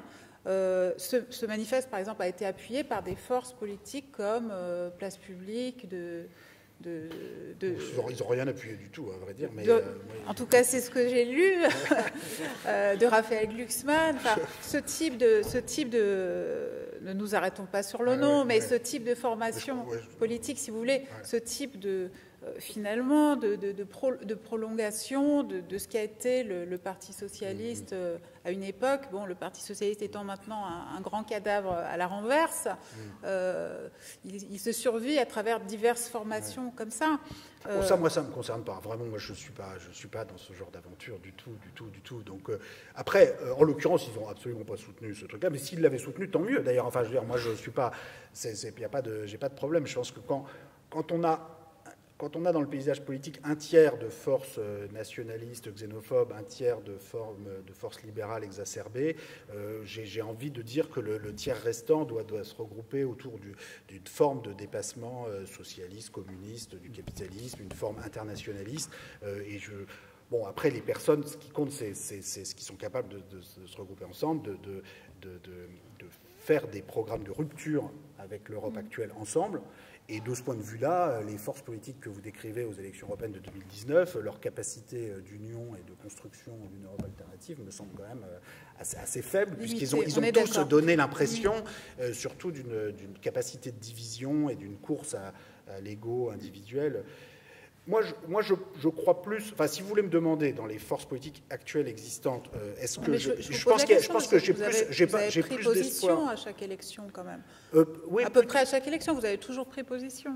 Plutôt au deuxième tour. Oui, au deuxième tour contre non, Nicolas je parle Sarkozy. Pas du... Oui, mais c'est plutôt le cas. Moi, j'ai plutôt pris position contre Nicolas Sarkozy. Si vous voulez qu'on parle de nos histoires respectives de vote au premier tour, je vous dirais que j'ai voté pour beaucoup de gens au premier tour. Et j'ai voté pour Christiane Taubira, j'ai voté pour le Parti communiste. Je crois même que j'ai voté pour le Parti communiste aux dernières élections européennes. Mais je l'avais déjà fait dans le passé. J'ai eu beaucoup de votes au premier tour. Mais vous imaginez surtout pas que j'ai eu une trajectoire rectiligne et certainement pas de vote pour le Parti socialiste au premier tour. Après, les deuxièmes tours, ils sont ce qu'ils sont, et je pense que voilà, je pense que c'est compliqué de s'engager sur des candidats plus qu'imparfaits. Bon, mais c'est compliqué aussi de ne pas s'engager. Donc après, pour moi, l'engagement, il est d'abord intellectuel, politique.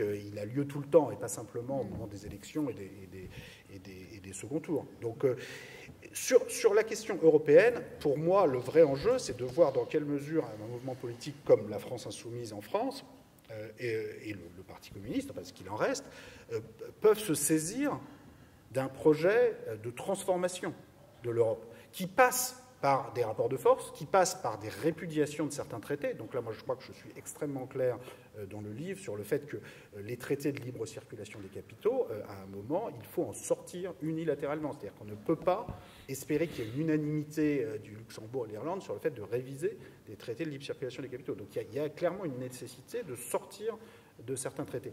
Encore faut-il dire quels sont les nouveaux traités qu'on veut mettre en place, parce qu'il y a un besoin de relations entre les peuples européens, les États européens, entre la France, la Belgique, la Grèce, l'Espagne, l'Italie, voilà, qu'on ne peut pas simplement laisser au jeu de la concurrence entre puissances étatiques et qui ont, vous savez, dans un système, dans un scénario de désagrégation générale de l'Europe, ceux qui seront au pouvoir dans les différents pays ne seront pas forcément des gens très sympathiques dans tous les cas. Et donc, je pense qu'il faut, à chaque fois qu'on dit qu'on veut sortir de tel ou tel traité ou arrangement, organisation internationale, dire lequel on veut mettre à la place. Mais ça n'empêche qu'à un moment, il faudra sortir. Donc la question, dans le cas de la France insoumise, puisque vous me parlez de place publique, donc je parle de la France insoumise, je pense que l'enjeu, c'est de voir dans quelle mesure ils peuvent avancer sur un vrai plan A, c'est-à-dire un vrai plan de refondation internationaliste des relations entre des petits nombres de pays, parce que je pense que ça ne peut... Enfin, la construction d'une solidarité et d'un projet politique au niveau transnational n'est pas quelque chose, je pense, qui peut se faire avec 28 pays d'un coup. Ça ne peut fonctionner que par petits regroupements, c'est de la porcelaine. Il n'y a pas de raison naturelle pour laquelle la solidarité devrait s'arrêter aux aux Franciliens et aux Bretons et aux Saxons et aux Bavarois plutôt qu'avec les Catalans ou les Grecs. Donc moi, je pense que ça se construit internationalement, transnationalement, cette réalité. Mais c'est de la porcelaine. C'est quelque chose qui se construit historiquement par des petits regroupements concentriques et pas par des grands projets à 28 sont presque condamnés à tomber dans des relations de marché, dans une espèce de régulation par le marché, par la libre circulation. C'est ce qui a eu lieu jusqu'ici. Il faut aujourd'hui penser les conditions d'un autre internationalisme et d'une autre organisation des relations économiques transnationales. Oui, moi, je maintiens ce que je vous disais tout à l'heure. En vérité, quand je vous écoute, mon sentiment principal est que vous cherchez une modification de l'ordre dominant qui le rend moins désagréable, quoi. Qui le rend moins féroce, moins concentrationnaire, mais ça n'est pas assez radical, quoi. Mais alors, parlons de votre communisme utopique. Parce que je vais en parler. Ça m'intéresserait quand même. On ne va pas se quitter sans dire votre communisme utopique. La radicalité, comme vous savez, c'est devenu un crime d'être radicalisé. Je pense ceci. Je pense que sur la question de la propriété, prenons cet exemple-là. Au fond, vous en venez très classiquement à la défense de la petite propriété contre la grosse. En fin de compte, c'est quand même le point. Vous avez d'ailleurs insisté particulièrement ce soir sur le soutien à la petite propriété. Mais dans l'ordre existant, la question de la petite propriété et de la grande propriété, elle se présente sous un certain nombre de lois qui sont explicites. C'est-à-dire que le développement même de ces sociétés est fondé sur la concentration du capital. La concentration du capital, c'est la loi du capital lui-même. Donc vous ne pouvez pas simplement dire on va prendre des mesures législatives de protection de certaines formes de la petite propriété ou rendre la grande moins grande. Je pense que tout ça, ce sont des éléments de socialisme utopique, véritablement. Parce qu'on a devant nous un système qui a ses lois propres et qui, en réalité, depuis les années 80-90, n'a fait que revenir à ses lois propres, j'insiste. C'est pour ça que je suis tout à fait contre le mot néolibéral, comme si c'était une invention nouvelle du capitalisme, parce que c'est simplement le capitalisme déchaîné pour la raison principale et constitutive qu'il estime qu'il n'a plus d'adversaire à sa mesure. Voilà. Et c'est quand même ça la disparition du communisme. Le communisme avait... Moi, je n'ai jamais été communiste traditionnel, je n'ai jamais appartenu au Parti communiste, et je n'ai jamais voté pour lui, encore moins. Et je n'ai d'ailleurs jamais voté pour personne. Mais d'une certaine manière, je pense que ce qui a caractérisé de manière essentielle la période précédente, c'était qu'il existait à échelle mondiale un autre projet. Je suis d'accord. Mais alors, qu'est-ce qu'on fait maintenant? On recrée l'Union soviétique? Enfin, qu'est-ce qu'on fait? Non, on ne recrée pas l'Union soviétique, ce projet est mort. Oui, mais donc, alors, dites-moi... Eh bien, mais il ne faut pas opposer la petite propriété à la grande, il faut revenir au fait que ça ne doit pas être le principe de la propriété qui gouverne les décisions politiques. Voilà. Les décisions politiques, mais les décisions économiques. Mais les décisions économiques non plus, parce que si vous lui laissez carrière libre, même avec des mesures modératrices, etc., des soutiens au petit capitalisme, etc., alors sur le petit capitalisme, on pourrait discuter, parce que Lénine avait déjà examiné la propension du petit capitaliste a toujours engendré le gros finalement, parce que la loi de la concentration. C'est comme ça qu'on a criminalisé le propriétaire de carriole. Oui, non, mais ça c'est, mais non, mais là vous identifiez purement et simplement l'inspiration générale de la radicalité communiste à ce qu'a été la politique stalinienne. Oui, mais ça c'est pas mon propos. Comment on fait la prochaine fois avec le propriétaire de carriole? Voilà, dites-moi. Mais le propriétaire de carriole lui laissera sa carriole. Mais vous comprenez bien, mais c'est pas ça le problème. Le problème, c'est pas la carriole. Mais si on réfléchit ensemble, au bout de combien de carrioles on fait différemment? Parce que, non mais vous voyez, moi je pense que c'est important d'avoir cette discussion. Considérer que les questions politiques de l'ordre du jour, alors qu'il y a une décomposition complète de tout projet fondamental anticapitaliste, et de méditer sur le nombre de carrioles possibles. On ne peut pas prendre les choses par ce biais-là, ce n'est pas vrai. Je comprends ce que vous dites, et en même temps, je pense que quand même vous exagérez un peu, là, vous poussez le bouchon un peu loin. C'est-à-dire qu'évidemment, on ne va pas régler à l'avance, non mais on ne va pas régler à l'avance tous les détails sur le nombre de carrioles autorisées. Néanmoins, avoir des principes généraux sur quel type de dépassement de la propriété privée, je pense quand même que ce n'est pas tout à fait négligeable. Non, mais je suis donc, je ne vous critiquais pas sur ce point, je disais simplement que ce dont nous avons besoin aujourd'hui, c'est de reconstituer à échelle d'ensemble la conviction que le système général dominant existant peut être remplacé par un autre. Et que je ne pense pas que c'est ce que vous fassiez, parce que vous le faites, vous, de telle manière que vous dites il est dans une exagération de sa propre essence. Et il faut limiter cette exagération, il faut modérer ça, sans lui opposer pour autant le programme, à vos yeux, bestial et dramatiquement négatif, d'une concentration absolue du pouvoir économique sous sa forme étatique. Avec quoi je serais d'accord avec vous. Je pense que l'expérience a eu lieu et il faut la modérer. Mais je pense qu'il faut proposer d'abord et avoir la subjectivité d'une proposition telle qu'on ait pour adversaire principal ce qui constitue le socle de l'idéologie contemporaine, à savoir que le capitalisme est la seule possibilité historique. Il faut affirmer que ce n'est pas vrai qu'il soit la seule possibilité historique. C'est ce que vous faites, mais vous le faites, me semble-t-il, dans le biais ou par le biais, traditionnellement social-démocrate en effet, d'une amélioration démocratisante de son essence propre, mais sans annoncer ce qu'annonçait Marx quand même, je sais que vous lui préférez Durkheim, si, vous le dites quelque part. Oh, ça dépend, oui. Non, je dirais pas ça comme ça. Non, c'est plaisanterie.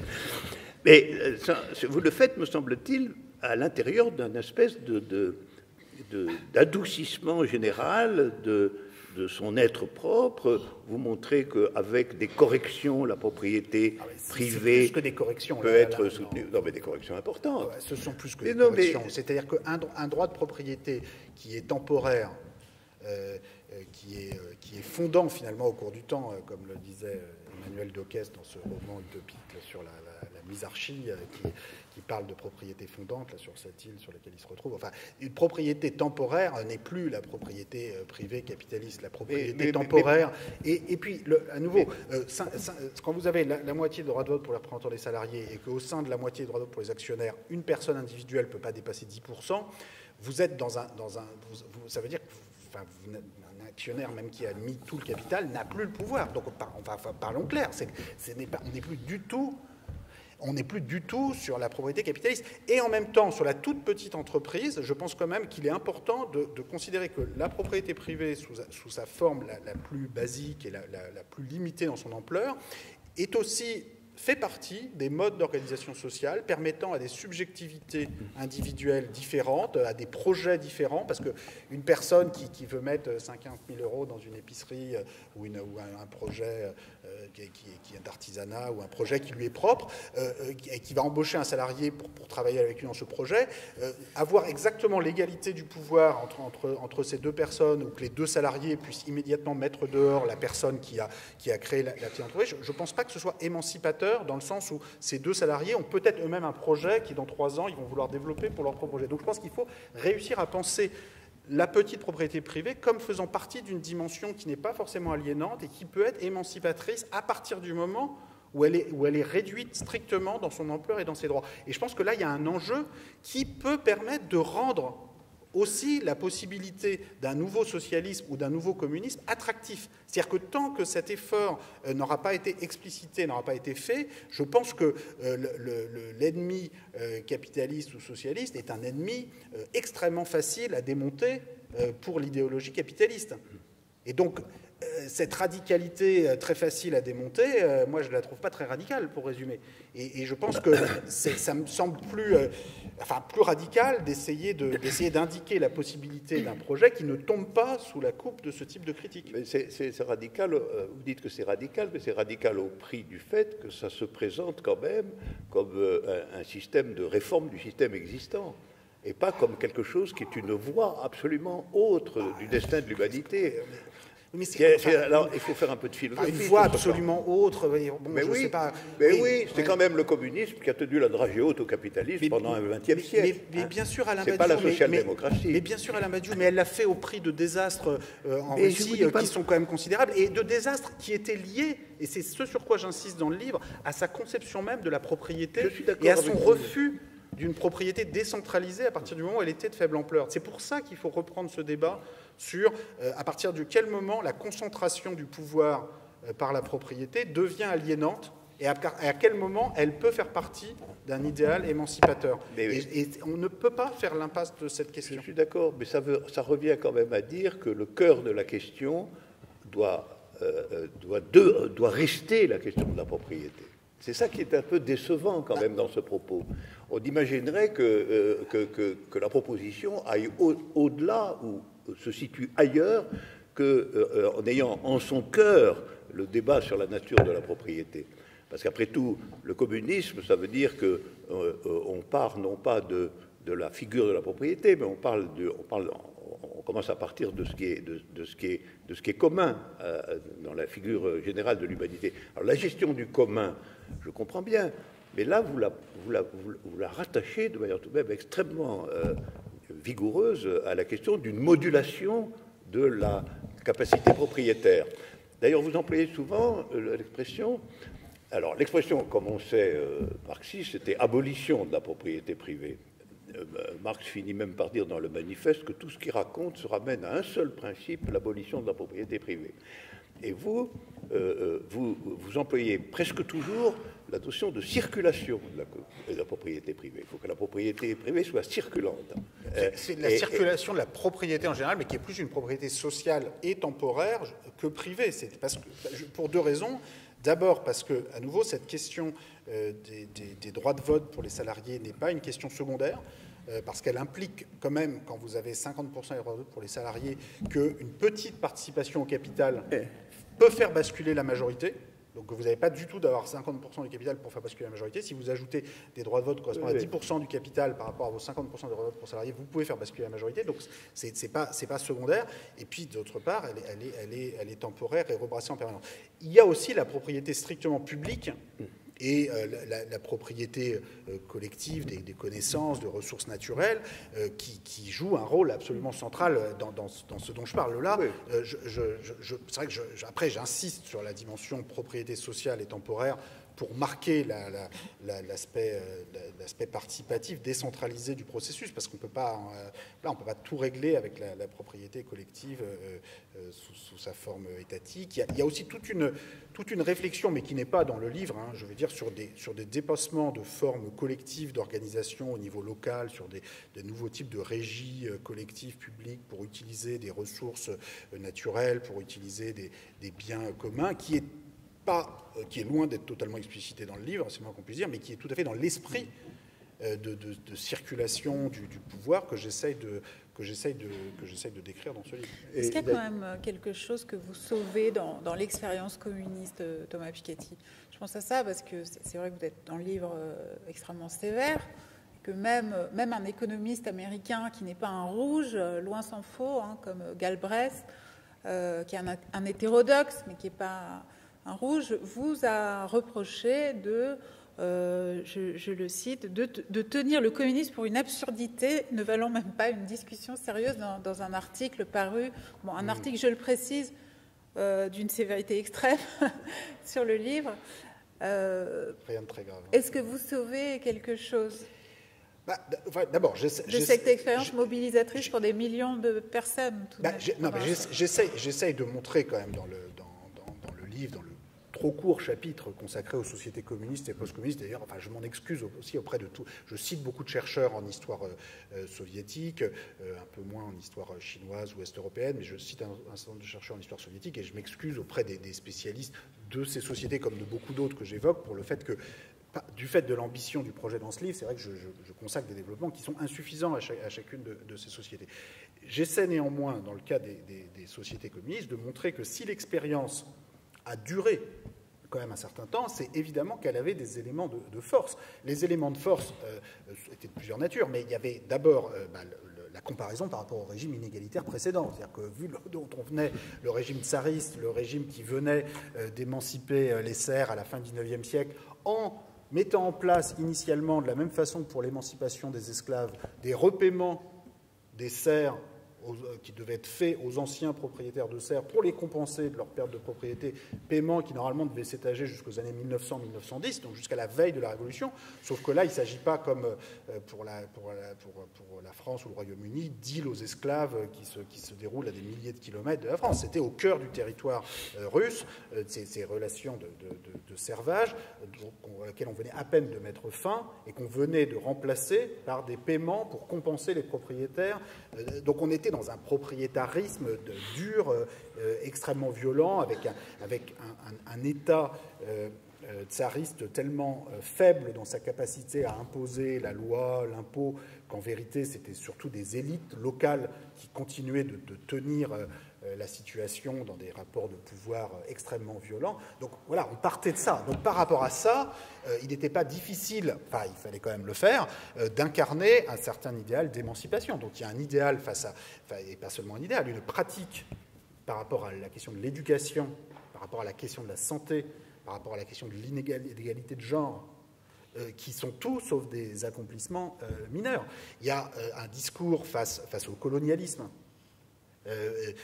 face au système de domination internationale. Ce discours, en particulier jusqu'aux années 50-60, continue d'être un discours très fort et qui permet de faire tenir ce système face à un système capitaliste qui défend l'apartheid, qui défend des dictatures militaires un peu partout. Donc oui, il y avait des éléments de force face à la question du colonialisme notamment, mais face à la question de l'investissement dans l'éducation, la santé. Et en même temps, ces éléments de force s'accompagnent quand même très très rapidement au sein du régime soviétique d'un système d'enfermement de masse dont j'essaye de donner l'ampleur. Dans les années 50, vous avez un taux d'enfermement qui atteint 5% de la population adulte, hein, donc un adulte sur 20. Je rappelle juste que actuellement, pour trouver un taux d'incarcération du même niveau, il faut regarder la population adulte masculine noire américaine, qui atteint effectivement 5% d'enfermement, ce qui est évidemment considérable, parce que quand vous avez un adulte sur 20 dans certaines catégories, comme ce ne sont pas les mêmes adultes qui sont en prison toute leur vie, en général, ça veut dire qu'au cours de votre vie, vous avez une chance sur 10, une chance sur 5, parfois une chance sur 4 de passer par la prison. Donc l'enfermement commence à devenir une solution de masse. Dans le cas soviétique, quand on a un adulte sur 20, c'est 5 fois plus élevé que le taux d'incarcération moyen de la population adulte aux États-Unis actuellement. Et ce taux d'incarcération moyen est lui-même 10 fois plus élevé que dans les pays européens, où pourtant la population carcérale a été multipliée par 2 au cours des 30 dernières années. Donc le fait que l'Union soviétique ait un taux d'incarcération 50 fois plus élevé que les prisons françaises aujourd'hui, qui sont loin d'être vides, donne une idée quand même. C'est-à-dire qu'il ne s'agit pas de quelques boucs émissaires ou de quelques opposants politiques. On a toute une population qui sort des cadres, en particulier pour des vols de propriété socialiste, qui devient sacralisée autant que la propriété privée du XIXe siècle. C'est-à-dire que le moindre chapardeur d'usine ou les brigades de pêcheurs de la mer Caspienne qui volent un poisson de trop par rapport à ce qu'ils ont le droit dans des règlements obscurs de vente sur les marchés colcosiens, se retrouvent incarcérés. Quand vous avez ce niveau d'enfermement, par rapport à l'idéal d'émancipation qui était proclamé, vous vous retrouvez à incarcérer 50 fois plus de personnes que dans les pays capitalistes européens actuels, qui enferment beaucoup. On peut difficilement minimiser l'ampleur du désastre humain, quand même. On est sur quelque chose qui forcément doit être analysé, avec en même temps les lignes de force qui ont permis à ce régime d'apparaître émancipateur. Et donc les deux sont vrais à la fois, et j'essaye de donner la part de vérité à ces deux réalités dans le court chapitre que je consacre aux sociétés communistes. Oui, mais les désastres patronnés ou provoqués par la social-démocratie sont considérables aussi. Moi, ma jeunesse est passée, c'était un gouvernement social-démocrate qui durcissait, prolongeait les horreurs de la guerre d'Algérie, par exemple. les complicités... sur le colonialisme, vous avez 1000 fois raison, ben oui, oui. bien sûr. Ah, mais bien sûr, mais ouais. ce n'est pas seulement ça. La complicité d'une bonne partie de l'appareil social-démocrate est allée jusqu'à se compromettre avec Pétain au moment de la capitulation de 1940. Les gouvernements socialistes, aujourd'hui, où pourtant vous donnez, et avec force et vigueur, vous menez un procès de l'état contemporain du capitalisme, les sociodémocrates, nulle part dans le monde, ne prennent la mesure de cette affaire. Donc, je maintiens qu'ils ont été une puissance de régulation du capitalisme dans son ensemble, au regard de ce qui était pendant longtemps considéré comme principal, qui était la menace communiste, et que quand cette menace a disparu, la social-démocratie s'est avérée pour ce qu'elle était, c'est-à-dire au fond une des pièces constitutives du pouvoir politique dans les puissances occidentales.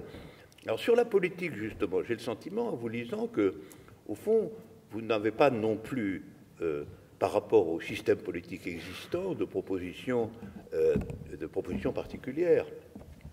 Au fond, ça... Vous parlez de gouvernement, d'élection, de vote, de majorité, non? Oui, alors, enfin, là, il y a quand même, il y a plusieurs façons, enfin, d'élection, majorité, parti. Bon, ça dépend beaucoup de sur quoi on décide, quand, comment. J'essaye c'est sans doute pas la partie la plus fouillée, la plus originale du livre, hein, je vous l'accorde. J'essaye néanmoins, quand je parle de ces questions dans le chapitre 17, de dire plusieurs choses. D'abord, il y a actuellement une quand même très grande hypocrisie, et depuis les origines du système électoral social-démocrate ou bourgeois, enfin appelons-le comme on veut, une très grande hypocrisie liée au fait que toute la question, par exemple, de l'accès à l'information, aux médias, du financement des partis politiques, du financement de la politique en général, de la vie électorale et démocratique, n'a jamais été pensée sérieusement. Et on est dans un système d'une grande hypocrisie où non seulement on laisse des intérêts privés avoir le contrôle de l'information, du financement des partis politiques, mais même parfois on met en place, dans le cadre français par exemple, un système qui consiste à faire subventionner les préférences politiques des plus riches par l'argent des plus pauvres, où on a ce système de réduction d'impôts pour les dons aux partis politiques, ou quand vous donnez 7 500 € à un parti politique, ce qui est déjà difficile pour un smicard, eh bien 5 000 € sur les 7 500 va être payé comme réduction d'impôts par le reste de la population. Et donc vous avez un système public de financement de la démocratie et des médias qui, sur ce qui est des financements des partis politiques, vous avez 1 ou 2 € par électeur de financement public, ça fait 60-70 millions d'euros par an distribués aux partis politiques en fonction du nombre de sièges aux dernières élections législatives, ce qui déjà rend le système très peu dynamique, c'est-à-dire qu'il y a une espèce de prime à ceux qui sont déjà au pouvoir qui est très très forte, 1 ou 2 € par électeur, et à côté de ça, vous donnez 5 000 € par électeur qui peut donner 7 500 € et peut se faire rembourser ça aux 2 tiers par le contribuable. Donc vous avez vraiment un système explicitement à 2 vitesses. Donc là, je développe et je reprends des propositions qui ont été faites par Julia Cagé dans son livre sur le prix de la démocratie, consistant à avoir un système beaucoup plus égalitaire, donc où on a une somme égalitaire à chacun, non seulement pour financer la politique, mais aussi pour permettre l'émergence de nouvelles organisations collectives. Alors ça épuise pas du tout la question sur les nouvelles formes de la démocratie, mais je pense que si on pouvait mettre la question du financement des organisations politiques et des médias en dehors, pour le coup, complètement du schéma de propriété privée, de fait, c'est-à-dire d'argent privé, et d'avoir un principe d'égalité absolue face à la possibilité d'intervention dans le financement des médias, dans le financement des partis politiques, on aurait fait quelque chose qui ne serait pas complètement nul. Après, il y a des formes nouvelles d'intervention dans la décision collective qui peuvent prendre des formes référendaires, des formes d'assemblées mixtes, de tirés au sort, élus, qui sont évidemment, qui font partie de la discussion. C'est vrai que je me tiens un peu à distance de l'idée d'une démocratie référendaire permanente qui, je pense, ne permet pas de développer les modes de délibération, d'appropriation collective permettant, par exemple, de penser des formes internationalistes nouvelles, d'organisation entre les pays, et que les logiques de dégagisme face aux sorties de traités européens, comme on l'a vu au Royaume-Uni actuellement, ne permettent pas forcément, par une question par oui ou par non, de définir un autre futur possible et une alternative possible. Donc je continue de croire dans la nécessité d'assemblées délibératives pour un certain nombre de décisions. Alors, vous prenez l'exemple des médias. En l'occurrence, il est particulièrement bien choisi pour montrer que seul un gouvernement extrêmement radical, qui arriverait donc à franchir les élections présidentielles, en l'occurrence, parce que ça se joue à ce niveau-là, pourrait véritablement passer les lois susceptibles de réformer vraiment décisivement ce secteur-là que vous connaissez très bien, que quelqu'un comme Julia Cagé développe dans de nombreux livres. Et tout le système est fait pour empêcher ces partis-là qui portent ces réformes radicales-là pour les éloigner du pouvoir. Donc vous voyez bien qu'on en revient quand même à la question des forces politiques susceptibles de mettre en place les idées que vous défendez. Mais nous sommes bien d'accord. Redites-moi, précisez quelle contradiction vous avez en tête alors, parce que je suis d'accord avec vous. Il s'agit pas. En réalité, les partis qui ont porté ces programmes extrêmement radicaux de mise au pas, pour dire les choses de façon très crue, des oligarques dans le domaine des médias ne sont pas nécessairement les partis que vous soutenez. Mais moi, je soutiens aucun parti. Oui. Je sais pas tout à l'heure, vous m'avez parlé de Place Publique, là, j'en suis tombé de ma chaise. Moi, je vous ai parlé de la France Insoumise, qui est un autre parti dont je ne dirais pas que je le soutiens non plus, parce que c'est un parti qui a des aspects très, très, très positifs dans sa révolte, dans son refus d'un certain nombre de choses, mais qui a des insuffisances, je trouve, dans sa capacité à décider. En l'occurrence, je ne parlais pas de la France Insoumise. Oui, mais moi, je vous en parle, parce que je pense que c'est important aussi non, mais moi, je m'associe vraiment à aucune de ces formes partidaires, collectives. Je ne suis membre d'aucun de ces partis et j'ai une relation qui est fondamentalement critique à chacune de ces organisations. Et j'essaye, comme tout le monde, d'analyser dans quel processus collectif elles peuvent s'engager. Bon, étant entendu que le changement historique, tel que je le décris dans mon livre, est souvent le produit de crise, de violence qui déborde complètement du cadre institutionnel habituel, c'est-à-dire que qui peuvent prendre la forme de crise financière extrêmement violente qui ont permis, d'une certaine façon, dans les années 30, d'aboutir à des changements importants dans le cas des États-Unis, on l'évoquait tout à l'heure. Donc je pense qu'on peut se retrouver face à des défis financiers, par rapport à des crises sociales, avec y compris des violences sociales qu'on a pu voir l'an dernier, qu'on verra peut-être dans quelques semaines, Donc, après, comment tout ça va s'articuler, comment toutes ces contradictions vont déboucher sur du changement, moi je ne suis pas capable de prédire. Mais si vous me demandez, est-ce que c'est simplement la délibération rationnelle et apaisée entre Place Publique, la France Insoumise, ici, là, au Théâtre de la Commune, et tout ça va nous amener au changement historique de façon apaisée, je n'y crois pas une seconde. Voilà. Oui, voilà. Ouais. Alors, le Théâtre de la Commune me fait des grands signes pour me dire que la soirée touche à sa fin. Je vais vous laisser conclure, bien sûr, Alain.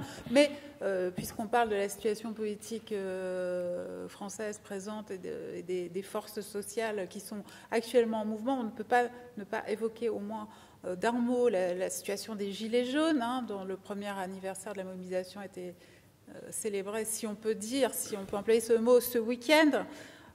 Les Gilets jaunes sont descendus dans la rue en novembre 2018, il y a un an, et ils ont mis dans le débat public des problématiques qui vous sont extrêmement chères, Thomas Piketty, puisque tout a quand même démarré avec une question de justice fiscale, question sur laquelle vous travaillez depuis des années, qui est le cœur de votre affaire. Et en l'occurrence, il réclamait, comme Thomas Piketty, le rétablissement de l'ISF. Si d'ailleurs l'ISF avait été rétabli il y a un an, politique fiction totale, la situation serait certainement tout à fait différente aujourd'hui. Quel regard portez-vous sur ce qui se passe aujourd'hui politiquement en France ?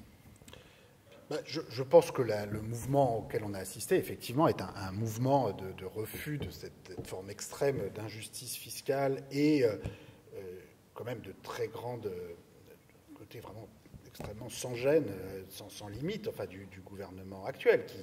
Enfin, c'est quand même très très rare. En général, ces redistributions, ces injustices, on prend soin de les dissimuler davantage, disons. C'est quand même rare d'avoir quelqu'un, enfin un président élu, qui se met comme ça à expliquer à toute la population pendant 12 mois que vraiment les premiers de cordée, c'est la seule catégorie qui l'intéresse et que tous ceux qui ne sont pas les premiers de cordée vont devoir payer pour faire en sorte que les premiers de cordée soient enfin traités comme ils le méritent, compte tenu de tous les bienfaits qu'ils apportent au reste de la population. Enfin, il y a quand même un discours qui a été tenu, qui était un discours d'une grande violence sociale, extrêmement explicite dans les choix qui étaient faits. C'est-à-dire que tout le monde a pu constater que, voilà, on augmentait la CSG sur les retraités dès que vous dépassiez 1 400, 1 500 euros, on augmentait les taxes sur les carburants sur tout le monde, et que tout ça était destiné à financer la suppression de l'impôt sur la fortune, la fin de l'impôt progressif sur les dividendes et les intérêts. Donc c'était extrêmement explicite à un point qu'on avait vraiment rarement vu, voire jamais vu un tel sans-gêne. Et je pense que ce que ça exprime, c'est aussi le résultat de plusieurs décennies où finalement les classes favorisées, pour résumer, les groupes les plus à l'aise financièrement en termes de niveau de diplôme, les gagnants de la mondialisation, se sont finalement détachés du reste du pays et en particulier se sont finalement nourris d'un discours non seulement de mépris social mais aussi un discours vis-à-vis des catégories populaires consistant en gros à dire, même si ce n'est pas explicité comme ça, écoutez, ça fait quelques dizaines d'années que de toute façon vous votez pour le Front National, que vous êtes raciste, etc. Donc maintenant, nous, on fait notre politique. Et puis vous, voilà, vous allez suivre parce que de toute façon, c'est ça, c'est nous ou Le Pen, quoi, voilà, pour résumer. C'est-à-dire qu'on a quand même une stratégie politique et idéologique qui repose entièrement sur cette stratégie-là, qui est une stratégie qui s'est avérée payante pour l'élection de 2017, compte tenu de la division de ceux qui n'étaient ni Macron ni Le Pen, qui peut encore s'avérer payante, mais qui est quand même une stratégie vraiment particulièrement dangereuse, nauséabonde et voilà, très, très, très inquiétante, parce que la conflictualité portée par les Gilets jaunes, bon, elle a permis que le gouvernement revienne sur certaines mesures particulièrement injustes, mais il y a quand même un manque de débouchés politiques et de débouchés voilà, de justice, un projet basé sur la justice, un projet internationaliste qui malheureusement n'est pas toujours parfaitement explicite dans tous les segments des Gilets jaunes. Et donc là, voilà, il y a vraiment une espèce de piège très, très pervers tendu par la stratégie du camp libéral, de se poser avec un unique adversaire qui serait un camp populaire, mais stigmatisé comme populiste, voire raciste, anti-européen, etc.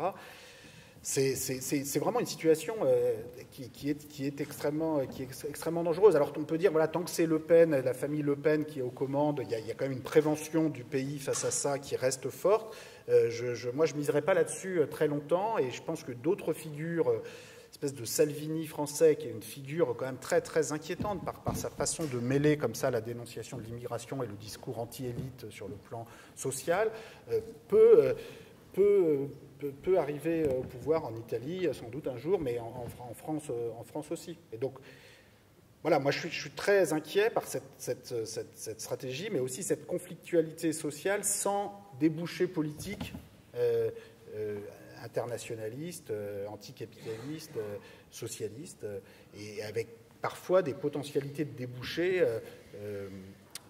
finalement qui peuvent tirer vers le nationalisme. Donc voilà, nous sommes dans une phase qui est une phase très, très, très inquiétante. Pas le Salvini français qui s'emparait de ce mouvement n'existe pas à ma connaissance. Effectivement. Mais... Effectivement, non, c'est vrai. Mais bon, après, oui, ça peut changer, ces choses peuvent changer aussi.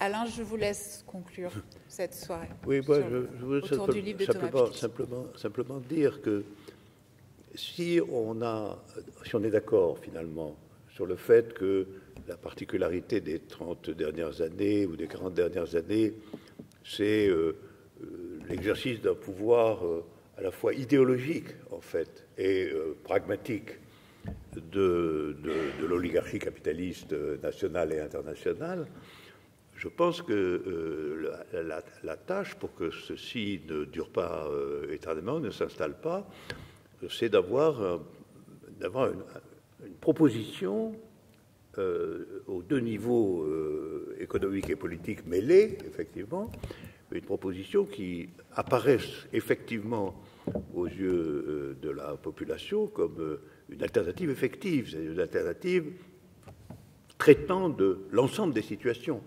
Parce que le succès de l'extrême droite, il vient de ce qu'elle s'appuie sur des catégories qui ont fait leurs preuves, en particulier la catégorie de nation. Finalement, il s'appuie sur cette vieille catégorie, tandis que dans le propos des différentes forces de gauche aujourd'hui, il n'y a pas de proposition qui s'appuie sur une catégorie synthétique, comme ça, qui pourrait faire basculer une partie de l'opinion du côté de la conviction qu'en réalité, un autre monde politique, économique est effectivement possible, sans avoir pour autant à échapper au bilan de l'Union soviétique ou de la Chine. Voilà. Et je pense que malgré tout, les deux piliers de cette affaire seraient, premièrement, qu'en effet, c'est la question de l'oligarchie propriétaire moderne, c'est-à-dire propriétaire par le biais d'un actionnariat financier sans précédent, en fait, sans précédent. Ça, c'est le premier point. Comment mettre fin à ça? Et le deuxième point, c'est inventer une organisation étatico-politique qui soit capable de le faire. Parce que ça, c'est pas du tout... c'est aussi un point de fragilité des opinions politiques contemporaines, c'est que même quand elles sont anticapitalistes sous une forme ou sous une autre, elles n'ont pas de projet étatique adéquat à cette opposition. Et je pense donc que, de ce point de vue-là, il faut être bien convaincu, en tout cas, du point de vue politique, que le bilan de la figure parlementaire de la politique, c'est que, comme Marx l'avait vu dès le début, c'est le règne ininterrompu des fondés de pouvoir du capital. On ne peut pas actuellement éviter un jugement historique sur la forme parlementaire qui n'a nulle part existé indépendamment de la souveraineté en dernier ressort d'une organisation capitaliste de l'économie. Je ne parle même pas du caractère aussi colonial et impérial que ça a pris. Mais le fait est que ce qui est appelé démocratie, c'est en réalité l'idéologie dominante de ce que nous connaissons aujourd'hui. Voilà. À ce point, il faut quand même le méditer sérieusement. Je vais le méditer et moi je me réjouis. Les critiques que vous avez apportées sont pour moi très constructives, très enrichissantes et le fait que vous me taxiez de communisme utopique finalement me convient très bien. Donc merci, voilà, merci Alain Badiou. Voilà. Ça vous enchante. Alors tout va bien. Je vous remercie à tous de nous avoir suivis. C'était la reprise de Contre-courant ce soir, en direct du Théâtre de la Commune, en direct sur les réseaux de la chaîne, la web télé QG. Je remercie Marie-Josée Malice et Frédéric Saccar pour leur accueil au Théâtre de la Commune, leur soutien indéfectible. Merci Alain Badiou et à très vite pour un nouveau Contre-courant. Merci beaucoup Thomas Piketty. Je recommande bien sûr la lecture de votre nouveau livre dont nous avons débattu toute la soirée, Capital et idéologie aux éditions du Seuil. À très vite.